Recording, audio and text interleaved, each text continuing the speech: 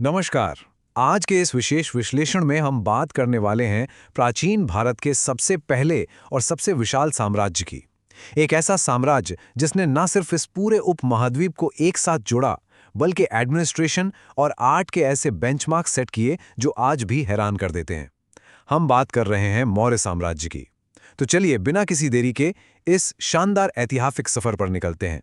खैर, कहानी शुरू करने से पहले जरा इस नंबर पर गौर कीजिए। 6 लाख। ये कोई मामूली आंकड़ा नहीं है। मशहूर यूनानी इतिहासकार प्लूटार्क की माने तो ये चंद्रगुप्त मौर्य की उस विशाल सेना की गिनती थी जिसने एक तरह से पूरे भारत को अपने अधीन कर लिया था। इस एक नंबर से ही आपको उस दौर के स्केल और इस साम्राज्य की भव्यता का अंदाजा लग गया होगा, है ना? चलिए अब देखते हैं कि आज हम क्या क्या कवर करने वाले हैं। हम इस साम्राज्य के उदय से शुरुआत करेंगे, फिर चंद्रगुप्त और बिंदुसार के दौर को समझेंगे। उसके बाद बात होगी अशोक और उनके धम्म की, फिर इनके प्रशासनिक ढांचे, कला और आखिर में इस महान साम्राज्य के पतन की। काफी कुछ है जानने के लिए। तो सबसे पहले बात करते हैं इस एम्पायर के राइज की और कैसे नंद वंश का अंत हुआ कुछ यूं था कि चौथी शताब्दी ईसा पूर्व में सिकंदर के आक्रमण और फिर उसकी सेना के अचानक वापस लौटने से नॉर्थ वेस्ट इंडिया में काफी पॉलिटिकल इंस्टेबिलिटी आ गई थी। उसी उथल पुथल के बीच इंडो गंगा के मैदानों में एक नई शक्ति ने जन्म लिया। यहां ध्यान दीजिएगा, 321 BCE में चंद्रगुप्त मौर्य पावर में आए और इस विशाल साम्राज्य की नींव रखी। फिर 298 BCE में उनके बेटे बिंदुसार ने कमान संभाली और आगे चलकर 268 BCE में अशोक महान का राज्याभिषेक हुआ।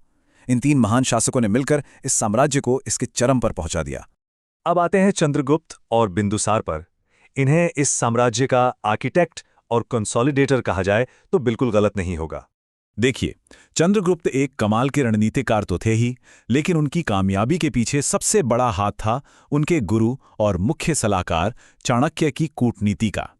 इन दोनों के अचूक तालमेल ने ही शक्तिशाली नंद वंश को उखाड़ फेंका था। और जैसा कि प्लूटार्क ने कहा है कि चंद्रगुप्त ने 6 लाख की सेना के साथ पूरे भारत को रौंद डाला था। पर पता है सबसे हैरानी की बात क्या है?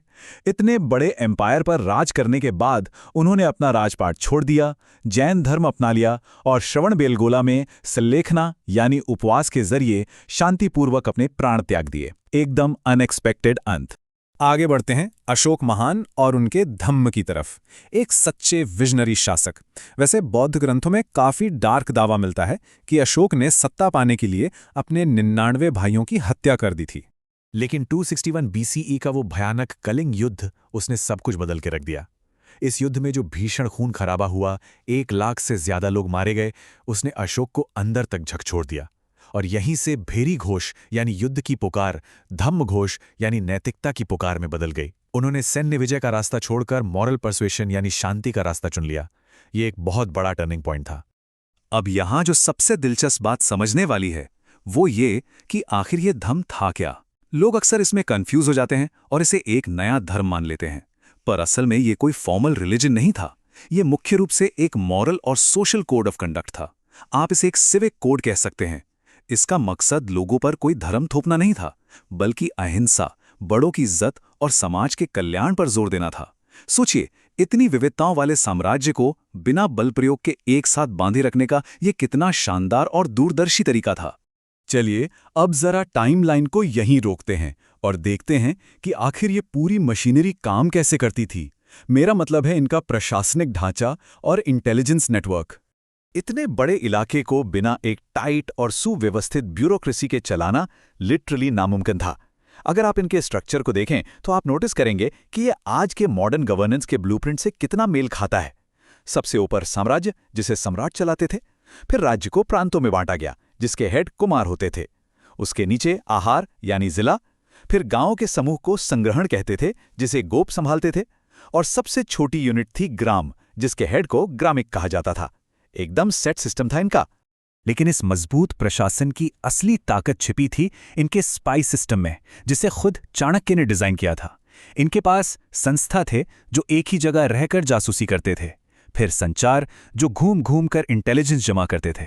गूढ़ पुरुष इनके सीक्रेट एजेंट्स का आम नाम था। और सबसे फैसिनेटिंग बात बताऊं, वृषाली, ये हाईली ट्रेन्ड फीमेल स्पाइस होती थीं। इस नेटवर्क को देखकर ही समझ आ जाता है कि मौर्य साम्राज्य की सिक्योरिटी व्यवस्था कितनी एडवांस थी। और हां, टॉप लेवल पर पहुंचना यहाँ कोई बच्चों का खेल नहीं था। उपधा परीक्षण नाम का एक बहुत ही सख्त सिस्टम था। अर्थशास्त्र में क्लियरली बताया गया है कि जो टॉप के 18 मंत्री होते थे, जिन्हें तीर्थ कहते थे, और जो 26 डिपार्टमेंट हेड्स थे, उन सबको अपॉइंट होने से पहले कड़ी टेस्टिंग से गुजरना पड़ता था। उनका कैरेक्टर, उनकी कैपेबिलिटी, सब कुछ टेस्ट होता था।